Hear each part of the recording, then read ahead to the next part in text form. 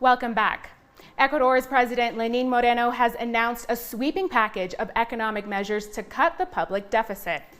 In an address to the nation, Moreno said he would not raise the VAT as many had expected he would, but he's removing all subsidies on fuels, which is likely to raise the prices of many goods and services. And he said labor reforms would be announced to make hiring and firing easier. The president said the measures were needed to create jobs, but various social organizations have rejected the measures, describing the package as a classic IMF-inspired structural adjustment. We are here to strongly reject the neoliberal policies of the government of Lenin Moreno. Ecuadorians, it is time to come together, to join forces in order to provide guidelines to the disastrous government of Moreno. The economic measures implemented by President Moreno are clearly in complicity with the International Monetary Fund, but also with businessmen. Today they are celebrating because the labor reform that is coming is not trying to resolve the workers' right or unemployment. What it is trying to do is worsen the workers' conditions. And Ecuador's National Federation of Transport Workers has announced that if the government does not repeal the executive order which eliminates the gas subsidy, they will suspend transport services throughout the country tonight at midnight. Well, tomorrow, unfortunately, there will not any service, not only in the transport sector for passengers, but for all modes of transportation. This is a consequence of the mismanagement of the economy. Here now in studio is Esther Cuesta Santana. She's a Citizens Revolution Congresswoman and a representative of migrants in Europe. Thank you so much for being here. Protests are going on right now here in Quito, largely against the Paquetazo. Who will this affect? What will this affect? And why is the president making this decision? Well, thank you for having me here.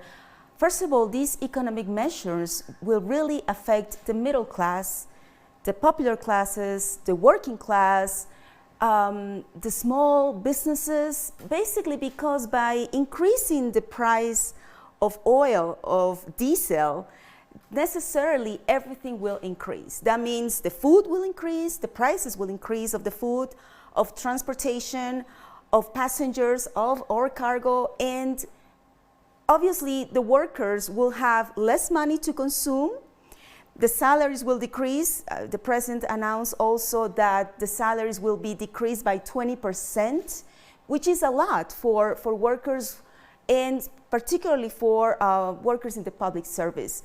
The mobilization is extending all over the country. It started in the province of Carchi for a series of reasons of abandonment by the government, not fulfilling the promises.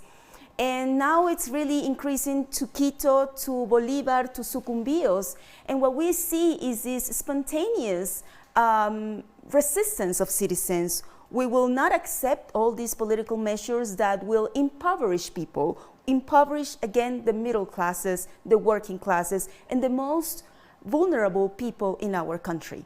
Absolutely. And also announced was the labor reforms last evening. Tell us a bit about that and who will benefit from those. Well, the benefit for these measures will evidently be big corporations, private corporations. What the president intends to do is debilitate the state, debilitate the institutionalization of the state that we had consolidated during the government of President Rafael Correa by decreasing the salaries of public officials, by giving this flexibilization of contracts. What we're doing is that the best workers may leave the country. The best workers may not come to the public service. And this is also affecting the economy, and I would say it's very demagogic. The president said yesterday that he will not increase the VAT, which is, let's not be surprised that it will be increased in the next few months, maybe next year, because it's part of the compromises that the government made with the IMF. Absolutely. And so we just played a clip from the transport workers who are set to strike at midnight. What other actions do you think we'll see from workers? Do you think the public sector in what ways will the public sector organize around this? Well, last night the president said very clearly that 23,000 public officials were fired. That means if you calculate 5 people per every family, we're talking about thousands of people. Tomorrow, we will have a mobilization of people. We, as the Citizens Revolution bloc in the National Assembly, we delivered a press conference today, and in which we, abiding by the Constitution, we have the right of resistance. And this is what we're doing. We are resisting these neoliberal policies which are benefiting big corporations, particularly the exporters, the importers. The president said, well, we're gonna cut the taxes for iPhones and laptops and iPads, but if people will not have the money to buy milk, to buy eggs, to buy chicken, to buy meat, forget they will have the money to buy an iPhone that can cost $850. It's impossible. It's really demagogic. Let's go back to something you mentioned earlier, the protests in the north of the country. What exactly is that about? Because here in the mainstream media, we're actually not seeing a whole lot of that, but it's apparently, whole road blockages that are making it difficult for people to travel from Quito, for example, up to that border with Colombia. What is going on there? Well, I'm glad you're mentioning this, because the hegemonic media is trying to invisibilize people's mobilization and people's marches in Carchi that has more than a week now. What we see now is that there is an increased police violence. We have had, if I remember correctly, more than 14 people detained. There are many people who are injured during these protests, and the media is minimizing, I would say, the strength, the resistance, and particularly the organization of people of Carchi. I think the Carchenses, the Carchi people, are really leading these protests that I would say will increase at a national level with the economic measures announced last night. So something really interesting happening right now, very significant, we're just getting a chance to talk about today, but was also recently announced, is Ecuador is leaving OPEC. President Moreno announced that Ecuador will be withdrawing from the organization at the start of next year. Why was that decision made? Well, Ecuador's decision to leave OPEC really has, I would say, 3 major economic, political, and environmental implications. First, it continues the tendency of isolating Ecuador in a multilateral world, in a multipolar world. And it will also, will leave Ecuador in a more fragile, in a more vulnerable position to negotiate with big oil transnational corporations, and also with other countries with big economies. Could be the US, Russia, China, even the European Union. So this decision really isolates Ecuador in a similar way that the government and the National Assembly recently took the decision of leaving UNASUR, right?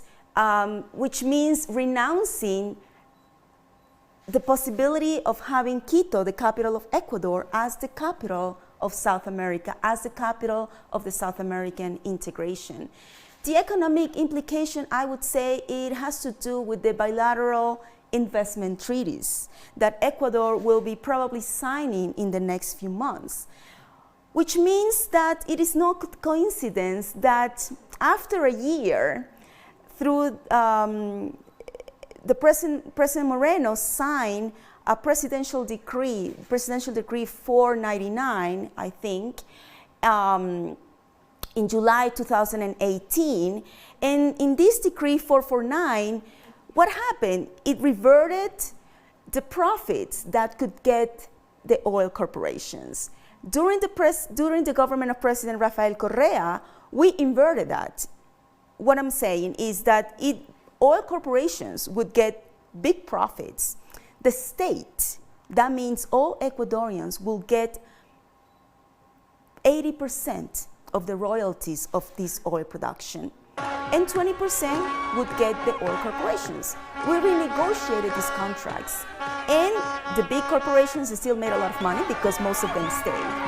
But with this presidential decree in July of 2008, this was reverted. And obviously, it was in favor of these oil corporations that were in charge of the oil production in Ecuador. So this, by not having the ceiling of oil supply that Ecuador had to abide by OPEC, what happens, we may have the possibility of increasing our oil supply, our oil production, more than 500,000 barrels per day, but that money, that increase in the barrels will not go to the Ecuadorian people. It will go to the big corporations. So it will not go toward infrastructure, to education, to health, but to go to big corporations. And the third implication is probably the most terrifying in a global climate change agenda. These big corporations in Ecuador have created enormous damages in our Amazon. And these corporations like Chevron, like Oxy, Ecuador had to pay to Oxy in 2016 $980 million. And then recently we had to pay to Chevron more than $112 million.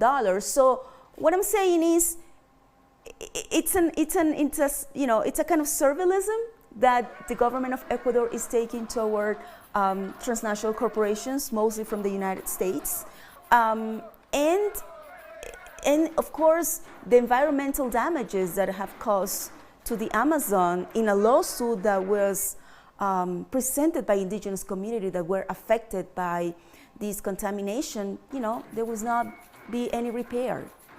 Absolutely. Thank you so much. We're short on time. Otherwise, I would ask you more questions about leaving UNASUR, what they're doing with the building, the Nestor Kirchner statue, very important to a lot of people in our audience. But we're all out of time. We've been speaking to Esther Cuesta Santana. She is from the Citizens Revolution in Congress and a representative of migrants in Europe, here with us in studio.